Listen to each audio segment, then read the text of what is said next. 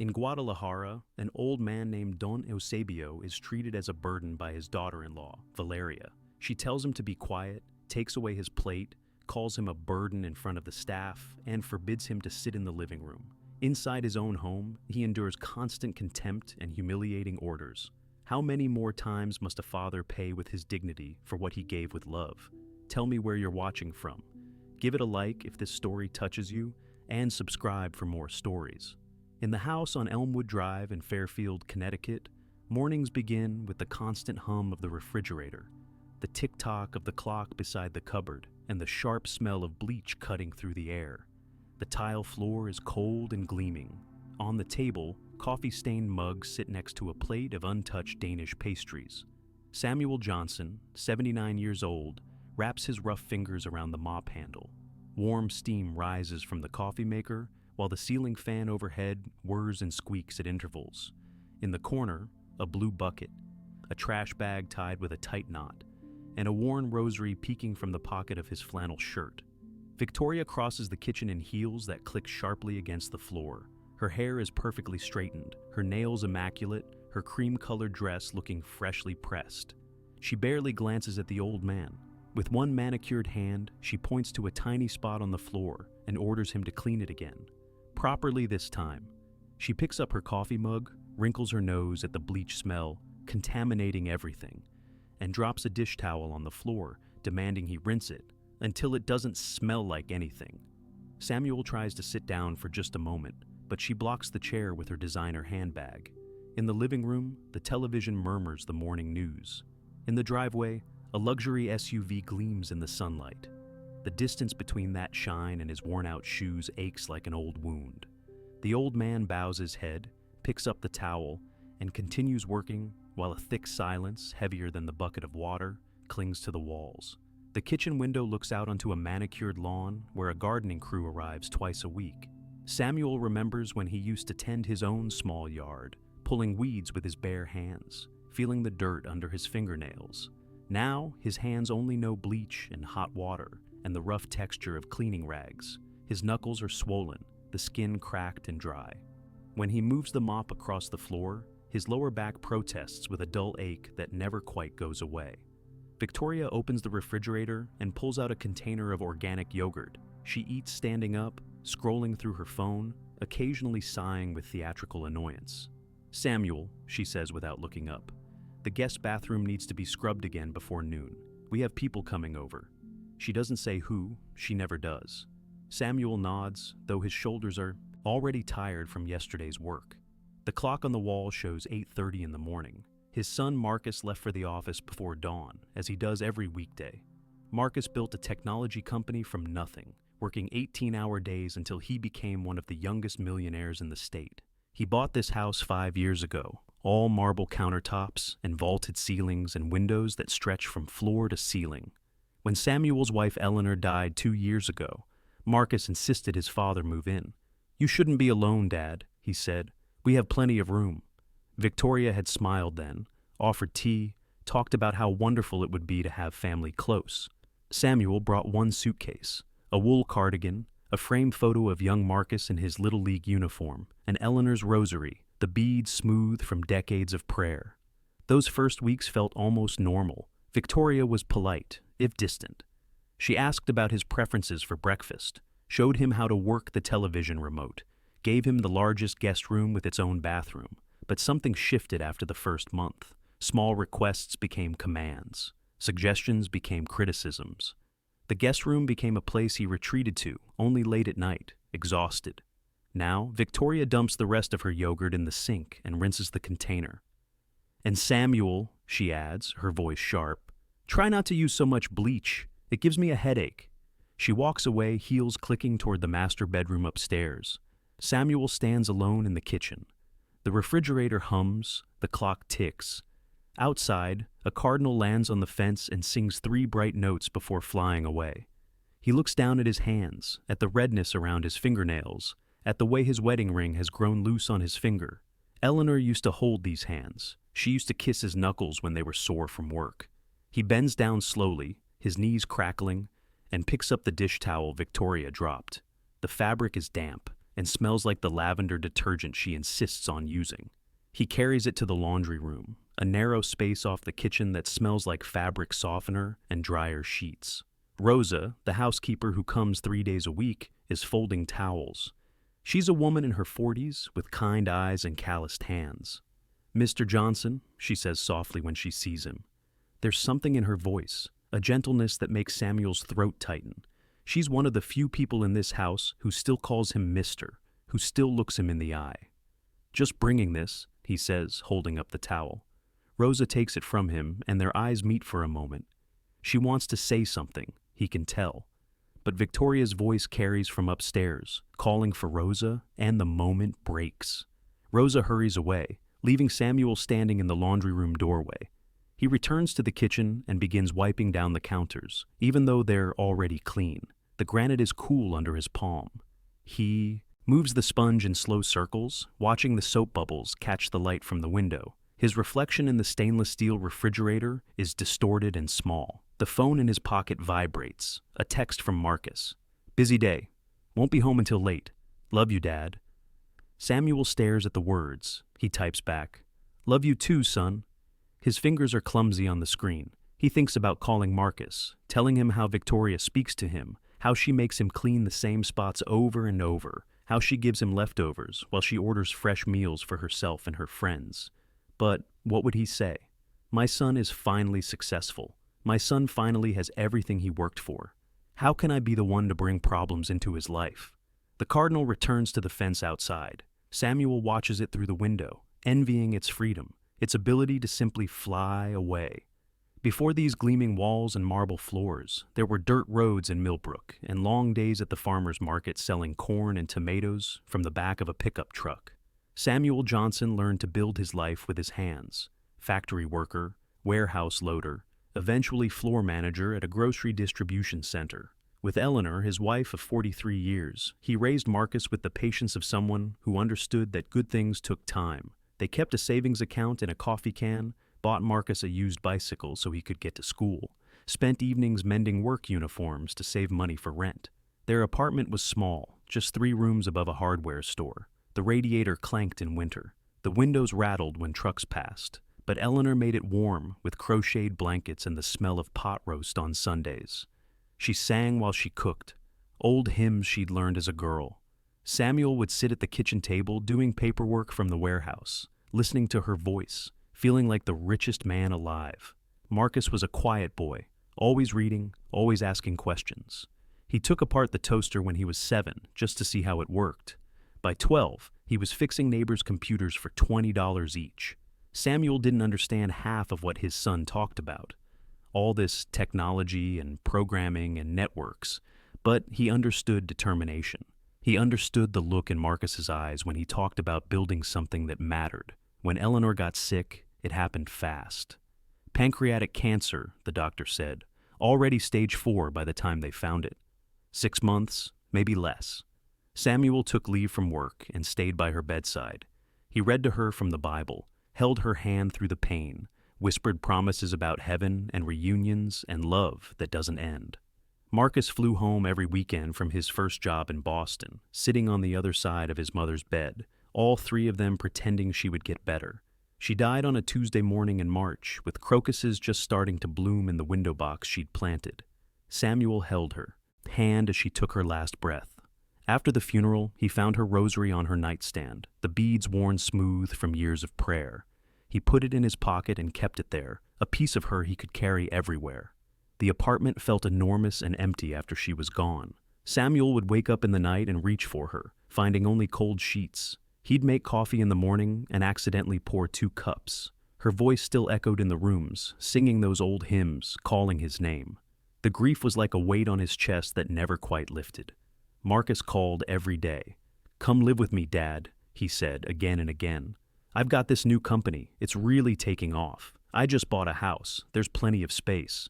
But Samuel resisted. He didn't want to be a burden. He'd always taken care of himself, always stood on his own 2 feet. Then Marcus met Victoria at a charity gala. She was beautiful and polished, came from a wealthy family in Greenwich, worked in fundraising for arts organizations. She wore designer clothes and knew about wine and could talk to anyone about anything. When Marcus brought her to Millbrook to meet Samuel, she'd smiled and complimented the apartment's authentic charm, though Samuel saw her eyes sweep over the worn furniture and outdated appliances. They married 6 months later, in a ceremony that cost more than Samuel had earned in a year. 300 guests, a string quartet, flowers shipped in from somewhere Samuel couldn't pronounce. He wore his best suit, the one he'd worn to Eleanor's funeral, and stood beside his son feeling proud and slightly out of place. After the wedding, Marcus renewed his invitation.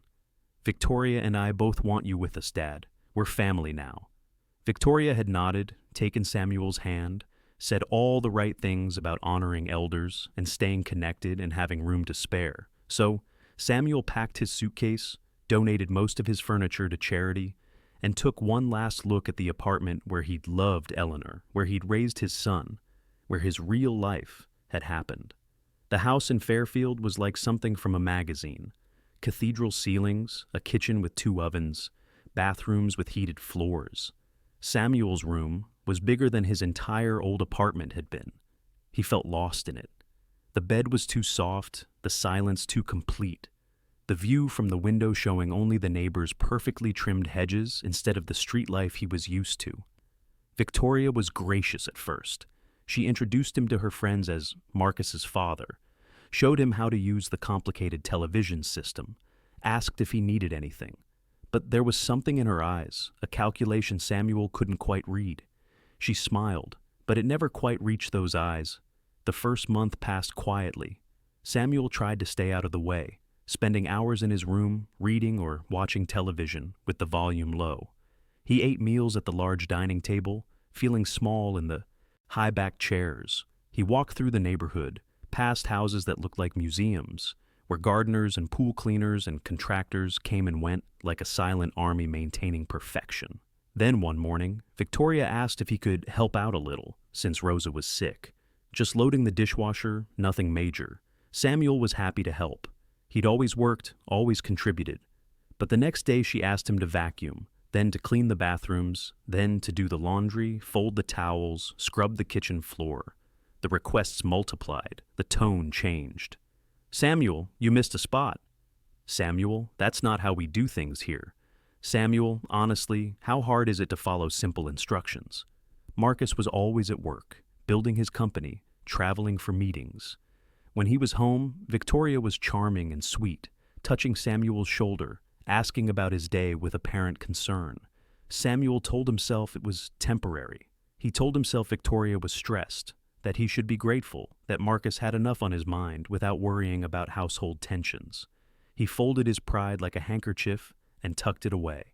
He bent his back to the work. He cleaned the same floors over and over, accepting criticism with bowed head, eating reheated food while Victoria ordered fresh meals delivered. At night, alone in his too big room, he would take out Eleanor's rosary and run the beads through his fingers.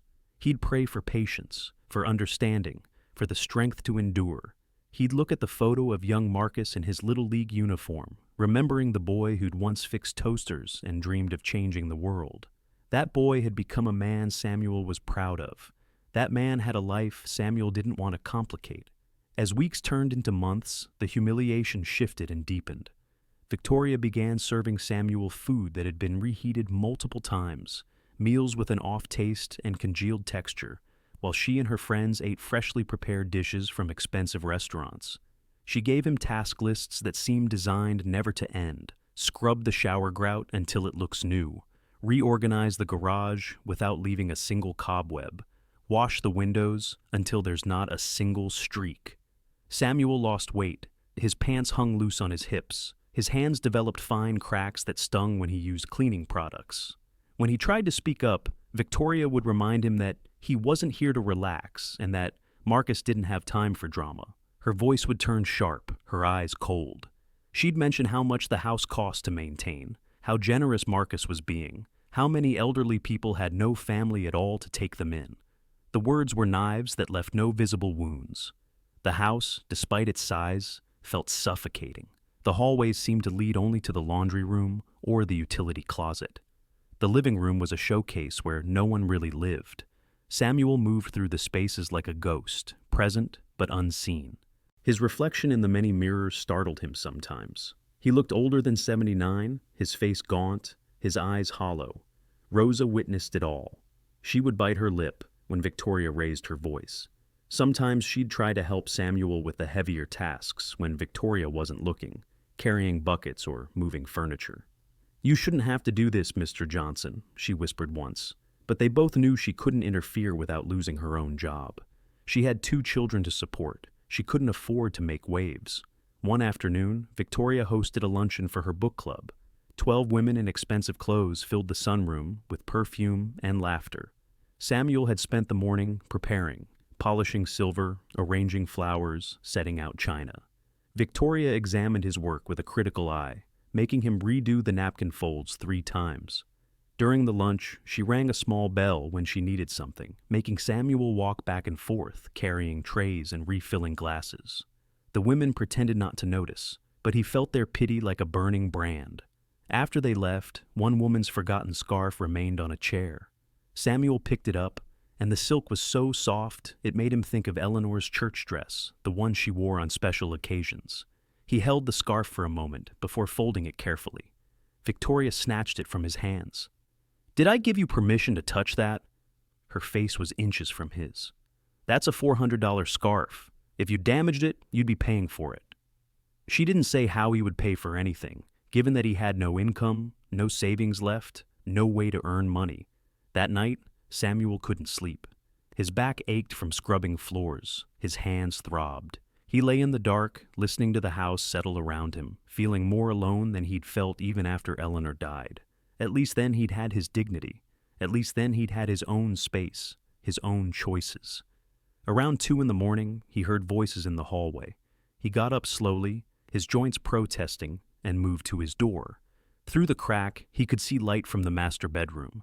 Victoria's voice carried, sharp and clear, though she was trying to be quiet. "If he doesn't sign over the insurance money, I'll put him in a nursing home. No one will question it. He's old, he's confused, he clearly can't take care of himself." A pause. "Marcus won't even fight me on it. He's too busy with the company. By the time he realizes what's happened, it'll be done." Samuel's blood turned to ice. He stood frozen, one hand on the doorframe. He heard the murmur of a response, probably someone on the phone. Then Victoria again. "Green Meadows has an opening next month. I've already talked to the intake coordinator. They said it's perfect for someone in his condition." She laughed, a sound without warmth. "What condition? Exactly. But they don't know that." The door closed with a soft click.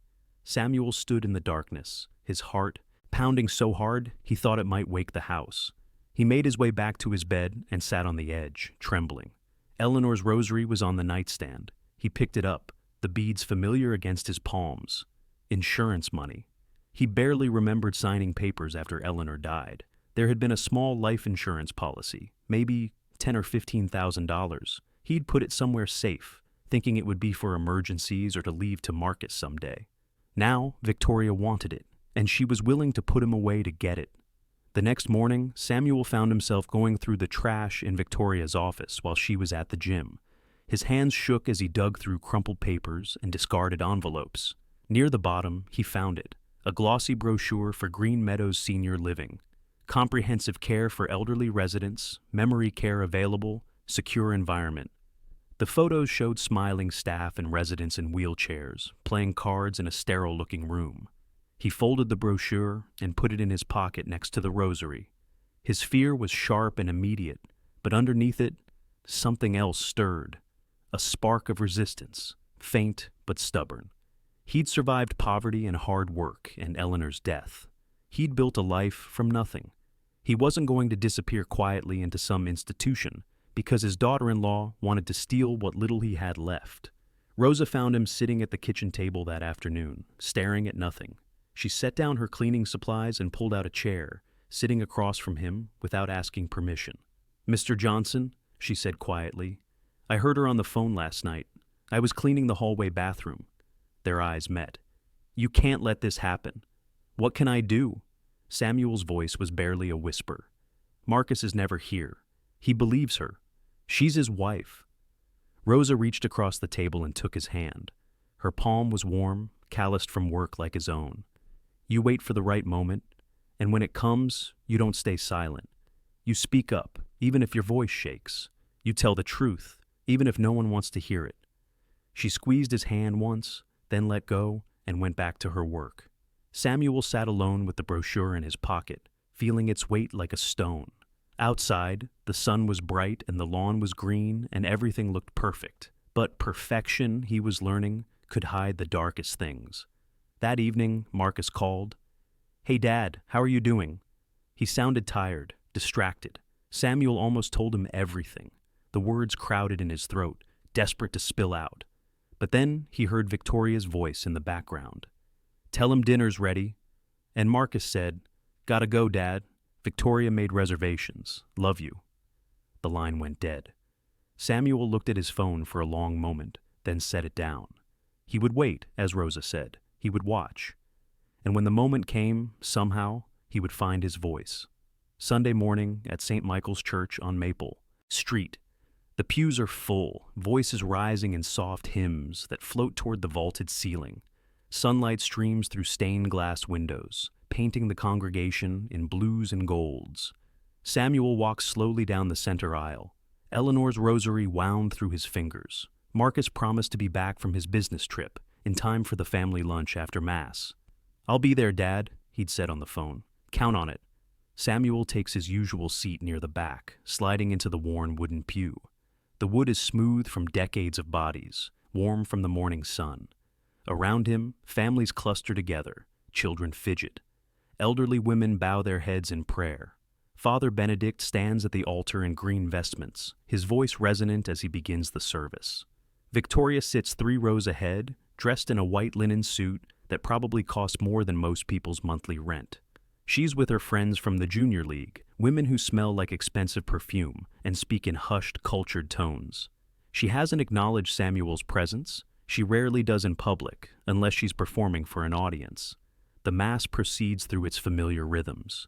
Readings, responsorial psalm, gospel. Samuel mouths the words he's known since childhood, finding comfort in their repetition. He thinks about Eleanor, how she loved this church, how she'd hold his hand during the Our Father. He can almost feel her fingers between his. After communion, Father Benedict blesses a basket of bread for the congregation to share. It's a tradition at St. Michael's, breaking bread together after the service. The ushers carry the basket down the aisles, and people take pieces, smiling at their neighbors, greeting friends they haven't seen all week. Outside, on the church steps in the small plaza, people begin to gather. It's a beautiful October morning, the air crisp and clean, leaves turning gold on the trees that line the street. Samuel stands to the side, holding a small piece of blessed bread wrapped in a napkin. He's waiting for Marcus, searching the parking lot for his son's car. Victoria emerges from the church, surrounded by her friends. They're discussing lunch plans, a new restaurant downtown that apparently has a 6-month waiting list. One of them is holding a plate of cookies from the parish hall. As they walk past Samuel, one of the women isn't paying attention. Her elbow bumps the plate, and it tips, sending cookies scattering across the brick plaza. Samuel's instinct is immediate. He bends down to help, gathering cookies, trying to save what he can. His knees protest, his back aches, but he's spent a lifetime cleaning up, helping, serving. His hands move automatically, collecting broken pieces. Victoria sees him, and her face transforms. The polite mask she wears in public cracks. "What are you doing?"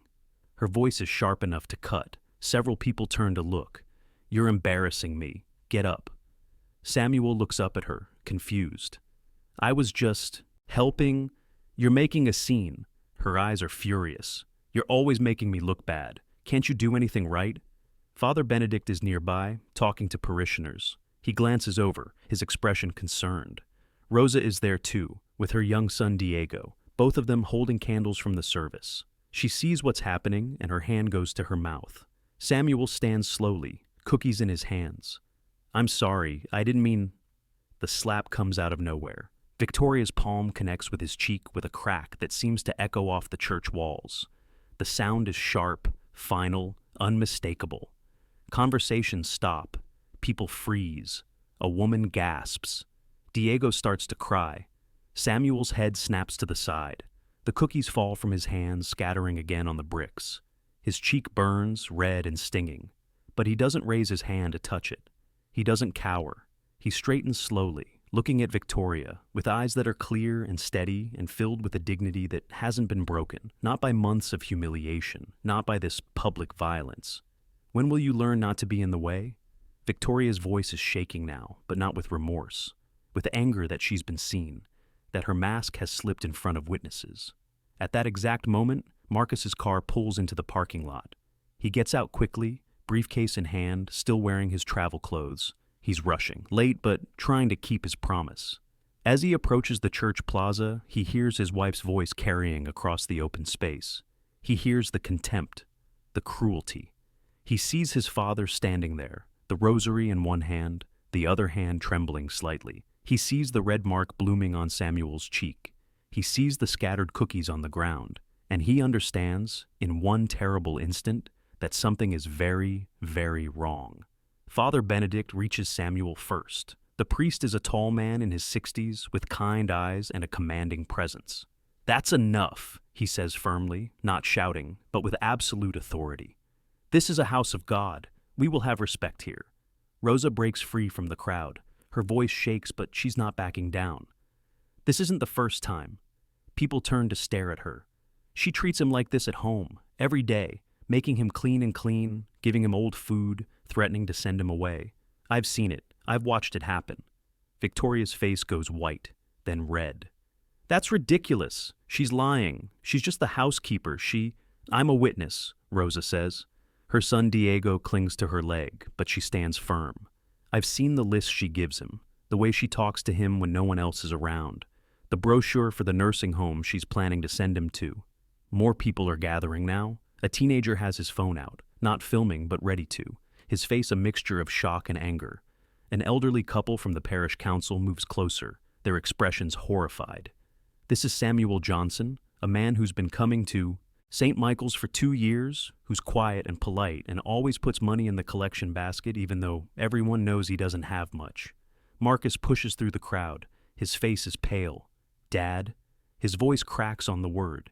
He sees the mark on his father's face, sees the way Samuel is holding himself with such careful dignity, and something breaks inside him. He turns to Victoria. "What did you do?"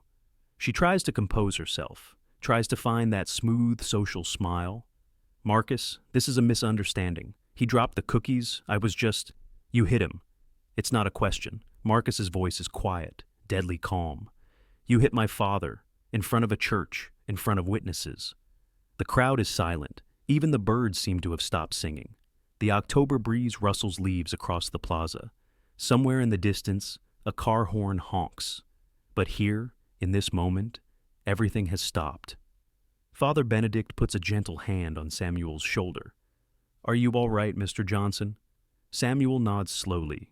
His cheek still stings. His heart is pounding. But for the first time in months, he doesn't feel alone.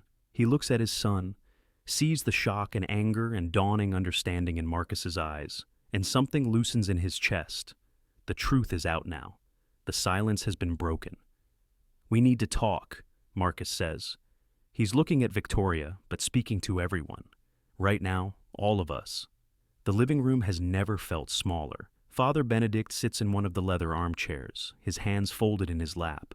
Rosa stands near the doorway with Diego, who's fallen asleep against her shoulder. 2 neighbors who witnessed the incident at church, the Hendersons, sit on the sofa, looking uncomfortable but determined.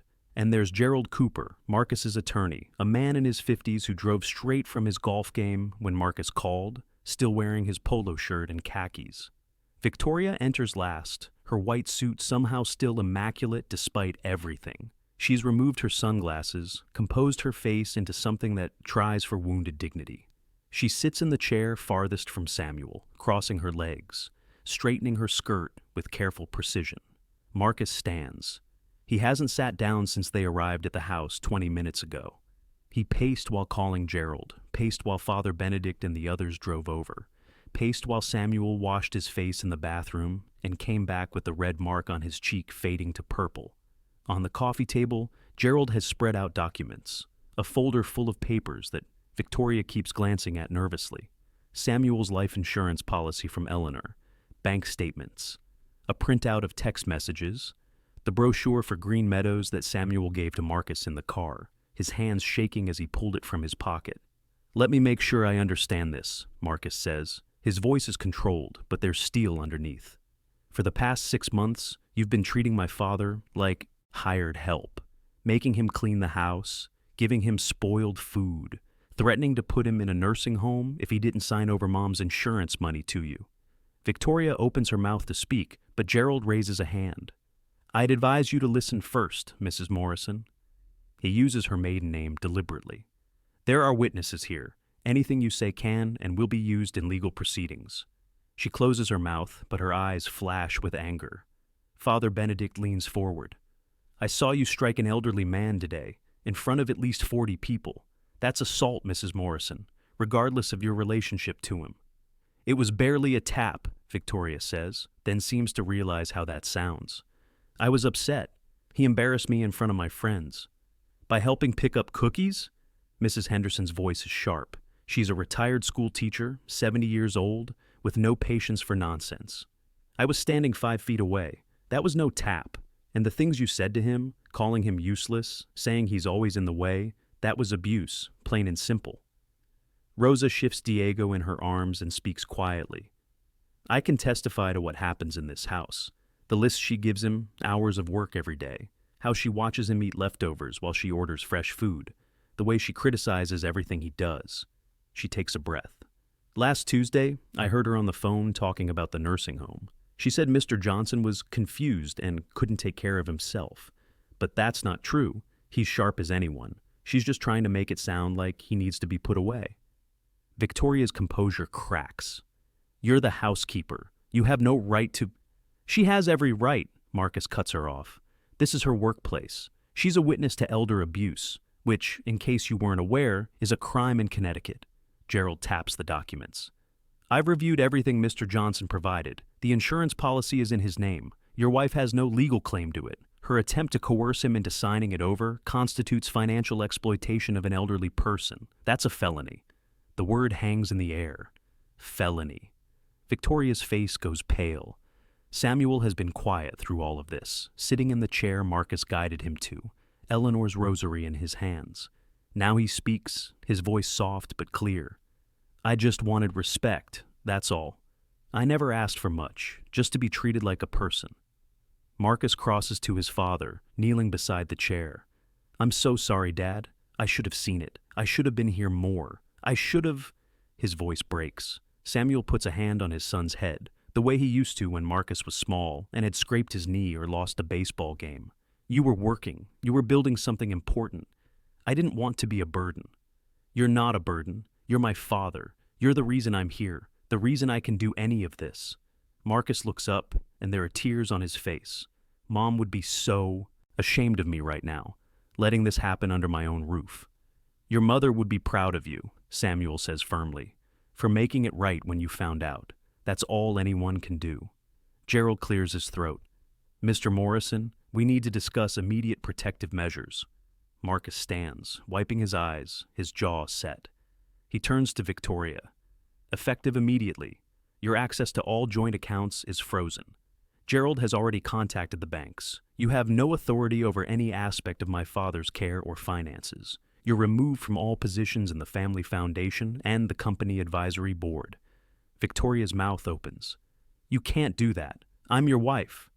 "There's a prenuptial agreement," Gerald says, pulling out another document, "with very specific clauses about conduct and protection of family assets.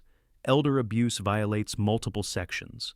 Mr. Morrison has grounds for immediate separation of finances and, if he chooses, divorce proceedings."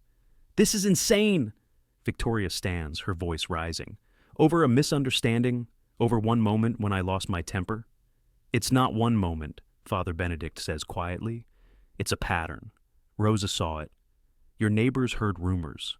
And today, 40 people watched you assault a defenseless man who was trying to help. This isn't a misunderstanding, Victoria. This is who you've been when you thought no one was watching." Mr. Henderson speaks up for the first time. "My wife and I have been married for 48 years. I've never raised my hand to her, never called her names, Never treated her like she was beneath me. That's not marriage. That's not love. What we saw today was cruelty. Victoria looks around the room, seeing no allies, no escape. Her carefully constructed world is collapsing. Marcus, please. We can work this out. I'll apologize to your father. I'll do better. Marcus shakes his head. You need to leave this house. Today. Pack what you need. Gerald will arrange for the rest of your belongings to be sent to wherever you choose. But you don't live here anymore. And you don't come back without a court order. Where am I supposed to go? That's not my problem. Marcus's voice is hard now. You have family. You have friends. You have resources. My father had none of those things, and you abused him anyway. So, no, I don't really care where you go. Gerald stands collecting his documents. I'll be filing a protective order first thing Monday morning, and I'm advising Mr. Johnson to file criminal charges for assault and attempted financial exploitation. The district attorney's office takes elder abuse very seriously. Victoria's face crumples. For a moment she looks like she might cry, might beg. But then her pride kicks in. She straightens her spine, lifts her chin. Fine. You'll regret this, Marcus. All of you will regret this. She walks out, heels clicking on the marble floor. They hear her go upstairs, hear drawers opening and closing, hear the sound of a suitcase being dragged. 30 minutes later, she comes back down with 2 bags and leaves through the front door without another word. Her car starts in the driveway. The sound fades into the distance. The house exhales. Rosa makes coffee. Father Benedict says a quiet prayer. The Hendersons promise to provide written statements. Gerald explains next steps, legal procedures, timelines. But Samuel barely hears any of it. He's looking at his son, seeing the man Marcus has become, strong enough to stand up for what's right even when it's hard. When everyone has left, when it's just the 2 of them in the living room, with the evening light fading outside, Marcus sits beside his father. I'm going to make this right, he says, whatever it takes. Samuel squeezes his son's hand. You already did. The following Monday, Gerald Cooper files paperwork at the Fairfield County Courthouse. Protective order, criminal complaint for assault of an elderly person, civil suit for intentional infliction of emotional distress. The documents stack up, official and irrevocable. By Tuesday afternoon, a judge has granted a temporary restraining order. Victoria Morrison is prohibited from coming within 500 feet of Samuel Johnson or the house on Elmwood Drive. The local news picks up the story by Wednesday. Fairfield woman charged in elder abuse case. The article is brief but damning, mentioning the church incident, the witnesses, the protective order. Victoria's name is there in black and white, searchable forever on the internet. Her friends from the junior league start to distance themselves. Phone calls go unreturned. Lunch invitations dry up.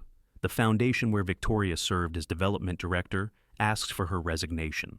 The letter is polite but firm, citing the need to maintain public trust and protect the organization's reputation. Her name is quietly removed from the donor wall. The charity gala she was planning for December finds a new chairperson within 48 hours. On Friday, the district attorney's office calls Gerald. They're pursuing the assault charge aggressively. Elder abuse cases have become a priority, and this one has multiple credible witnesses, including a priest. They offer Victoria a plea deal, 300 hours of community service at a senior care facility, mandatory anger management counseling, a formal public apology, and 3 years probation. If she refuses, they'll take it to trial, and the penalties could be much worse. Victoria's own lawyer advises her to take the deal. She signs the papers with shaking hands, her signature small and tight. The following Sunday, St. Michael's Church is more crowded than usual. Word has spread. People want to see what happens, want to witness this moment of reckoning. Samuel sits in his usual pew, Marcus beside him. Rosa is there with Diego. Father Benedict stands at the altar, and before he begins Mass, he asks the congregation for their attention. Victoria walks down the center aisle. She's wearing a simple black dress, no jewelry, her hair pulled back. She looks smaller somehow, diminished. She stops in front of the altar and turns to face the congregation. Her hands are clasped in front of her, knuckles white. I'm here to apologize, she says. Her voice is quiet, and people lean forward to hear. 2 weeks ago, on these steps, I struck Samuel Johnson. I humiliated him in front of you all. But that wasn't the beginning of my cruelty. For months, I treated him with contempt. I made him work like a servant in his own home. I gave him old food while I ate fresh meals. I threatened to put him in a nursing home so I could steal his money. I did all of this to a man who never did anything but try to stay out of my way. She pauses, and for a moment it looks like she might cry, but she continues. There's no excuse for what I did. I was wrong. I was cruel. I abused someone who was vulnerable and trusting. I'm deeply sorry to Mr. Johnson, to this parish community, and to everyone who witnessed my behavior. She turns to Samuel. Mr. Johnson, I'm sorry. You deserved respect and kindness, and I gave you neither. I hope someday you can forgive me, though I know I don't deserve it. Samuel sits quietly. He doesn't speak, doesn't nod. He simply looks at her with those clear, steady eyes. After a long moment, Victoria turns and walks back down the aisle and out of the church. She doesn't return. Father Benedict leads the congregation in a prayer for healing and justice. The Mass continues, and when it's over, people come up to Samuel, shaking his hand, patting his shoulder, telling him they're glad he's okay. He's surprised by how many people know his name, how many have noticed him over the past 2 years. The weeks that follow bring more changes. Victoria begins her community service at Green Meadows, the very nursing home she'd planned to send Samuel to. She works in the dining hall, serving meals, clearing tables, helping residents who need assistance. The irony is not lost on anyone. She does her hours in silence, watched by supervisors, evaluated by the court. The prenuptial agreement Gerald mentioned proves to be comprehensive. Marcus and Victoria's finances are completely separated. She receives a modest settlement, enough to rent an apartment and start over, but nothing close to the lifestyle she'd become accustomed to. The house, the cars, the investment accounts, all remain with Marcus. She moves to an apartment in Bridgeport, 40 minutes away, and takes a job in fundraising for a hospital. It's honest work, nothing glamorous. At the house on Elmwood Drive, things change. Marcus hires a physical therapist to come twice a week to help Samuel with the pain in his back and knees. The old man's room is redecorated with family photos, his favorite books, a comfortable recliner by the window. Rosa continues working, but now her role is different. She and Samuel cook together sometimes, sharing recipes, laughing over mistakes. Marcus cuts back on his travel. He works from home 2 days a week, spending mornings in his study and afternoons with his father. They take walks around the neighborhood. They watch old movies. Marcus asks about his childhood, about Eleanor, about the years he was too busy to pay attention to. Samuel tells stories, and his son listens, really listens, the way he should have been listening all along. One evening in November, as the first snow begins to fall, they sit in the kitchen. Not the formal dining room, but the kitchen, at the small table near the window, where Samuel used to eat his reheated meals alone. Rosa has made chicken soup, the kind Eleanor used to make, with thick noodles and vegetables. The smell fills the house, warm and comforting. Samuel holds his coffee mug, watching snowflakes drift past the window. You know, he says quietly, I didn't want to cause trouble. I never wanted to be a burden on you. Marcus reaches across the table and takes his father's hand. Dad, you gave me everything. You and Mom worked yourselves to the bone so I could have opportunities you never had. You taught me about integrity and hard work and kindness. The only thing I failed at was remembering those lessons when it mattered most. You remembered when it counted, Samuel says. When you saw the truth, you stood up. That's what your mother would have wanted. They sit in comfortable silence. Rosa brings bowls of soup, the steam rising in gentle spirals. Outside, the snow accumulates on the lawn, turning the world quiet and clean. The kitchen is warm, the lights are soft, and for the first time in months, Samuel feels at home. His hand goes to his pocket, finding Eleanor's rosary. He thinks about her, about the life they built together, about the son they raised. He thinks about how close he came to losing his dignity completely, to disappearing into an institution where no one would have heard from him again. But he didn't disappear. He endured. And when the moment came, when Rosa said to speak up, even if his voice shook, he'd been ready. I'm proud of you, son, Samuel says, for doing the right thing even when it was hard. Marcus's eyes are wet. I'm proud of you too, Dad, for surviving, for keeping your dignity even when someone tried to take it from you. They eat soup together as the snow falls. Rosa joins them, and they talk about simple things: the weather, the upcoming holidays, Diego's school play. The conversation is easy, natural, the kind of talk that happens when people respect each other, when everyone at the table has value. Later that night, Samuel stands at his bedroom window, looking out at the snow-covered yard. He thinks about the journey that brought him here, from the small apartment in Millbrook to this big house, through humiliation and pain and fear, to this moment of peace. The rosary is in his hands, the beads smooth and familiar. "I kept my dignity, Eleanor," he whispers, to the night. "Just like you taught me, and our boy made it right. He made everything right." The house is quiet around him, but it's a good quiet now, peaceful rather than oppressive. He climbs into bed, the sheets clean and soft, and for the first time in months, he sleeps without fear, without shame, without the weight of someone else's cruelty pressing down on his chest. Dignity, he learned, isn't something you beg for on your knees. It's something you protect while standing on your own 2 feet, even when those feet are tired, even when the standing hurts. And when you can't stand alone anymore, when you need help, real love doesn't humiliate you for needing it. Real love lifts you up, holds you steady, and reminds you that you were always worth protecting.